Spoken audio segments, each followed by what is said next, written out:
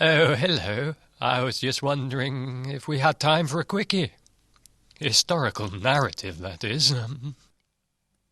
Before the beginning, there was nothing. Actually, there was no nothing, no space, no time, not even a dark, empty void. Then 14 billion years ago, there was a bang. A big one. Time and space and loads of energy were created. From this energy, particles and antiparticles were formed but went around annihilating each other. Luckily, there were more particles than antiparticles, and these started to stick together to form atoms. Oh, hello. Gravity attracted the atoms to form stars and later planets. Planet Earth was formed 4.5 billion years ago, and on planet Earth a primordial soup begat amino acids that begat proteins and DNA, cells, bacteria, invertebrates, vertebrates, reptiles, mammals, and Ta-da! Homo sapiens. Now, the Homo sapiens wandered the earth, and it was good, but not that good because they decided to settle down and try a spot of farming. Thus, the fence was invented.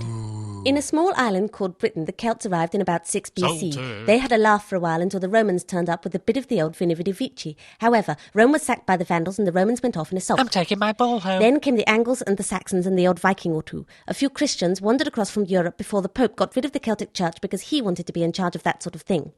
Some would-be alpha males became kings and beat each other up occasionally. In these days, occupation was ownership, and if you could fight for it, you could keep it. We all know what happened in 1066. Oh, my eye. William the Conqueror, day-tripped from Calais and claimed all the land in England to be his by right of conquest. In 1068, the Domesday Book provided the first legal proof of who owned what. The king thought this was a very good thing for taxation purposes. The king took the land from those he thought were uncool and gave it to those people that he thought were cool. In return, he got taxes and the odd bit of military service. The Barontites let land to subordinates, who in turn let to even subordinates. Somewhere down this ladder, some peasants actually did some farming. The land was all owned by bigwigs, but this was communally accessed and managed by peasants, so that under this feudal system, those above relied on those below to produce. If the barons upset him at the top, they got kicked out. If they upset those at the bottom, they got no rent or food. They did not like this state of affairs. Therefore, in 1215, when bad King John pissed off a few barons, they forced him to sign the Magna Carta.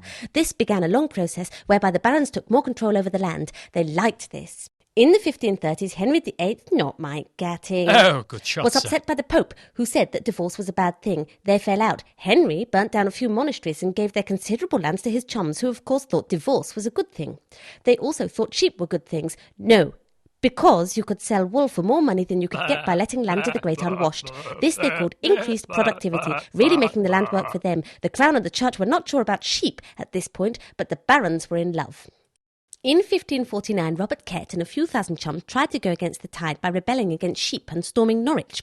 They were chopped up by the Earl of Warwick and an army of mercenary Johnny foreigners. Later, in 1650, during the Civil War, the diggers tried to occupy and farm St George's Hill in Surrey, but Cromwell had them chopped up. Kings had tried to be nice to the peasants about common land because they thought it would make them popular and protect them from the Puritan types. However, the Puritans chopped up Charles I anyway. The Puritans were self-interested landowners who did not want to pay for the king's wars. They wanted to have their own. Like other landowners, they loved sheep and fences. Anyone into common land could not be in the Puritans' gang and tended to get chopped up. Cromwell died before anyone could chop him up, and soon the English landowners asked the neighbours for their king back. Enclosure continued apace through the Industrial Revolution. The landowner types thought this was great because they made lots of money from sheep and got no chip from peasant types anymore. The new city types thought this was great because displaced peasant types started working in their factories and making them money. The government and crown types also thought this was great because the country as a whole made a lot of money by cajoling people all over the world to buy factory-made stuff. This looked very efficient and productive, but the great unwashed did not think this was great. Mama, out of me bunions. They had to work for money to feed themselves rather than producing food directly. They were now wage slaves, the new urban worker types. Peasants no longer existed. Thus, the land had been enclosed and privatised. The feudal idea of communities producing enough for themselves plus a few taxes had given way to the idea of the national good, where selling things, profits and gross domestic product was what really mattered. In 1731, the Black Act made poaching a capital offence. Before this, the Great Unwashed did not think of wild animals as belonging to anybody. Now those tasty deer, grouse and rabbits all belonged to the person whose land they were on. Thus, wild animals were easily privatised. It was now virtually impossible for the Great Unwashed to feed themselves without earning money first. In the mid-1980s, the Patent Office of the good old US of A decided you could patent anything except a whole-born human being. Only a few years earlier, they'd been adamant you couldn't patent anything living. Recently, seeds, plants, Dolly the sheep, even parts of the human genome have been privatised through intellectual property. Thus, seeds have been privatised. First, you had to pay to farm the land. Then, you had to pay to hunt on the land. Then, you had to pay to grow certain crops. Now, they want us to pay for even the most simple recreational activities. Oh, my God. How did you fit that all in?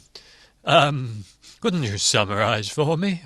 They hang the man and flog the woman, who steal the goose off the common. But let the greater criminal loose, who steals the common from the goose. How succinct. Thank you, and good night.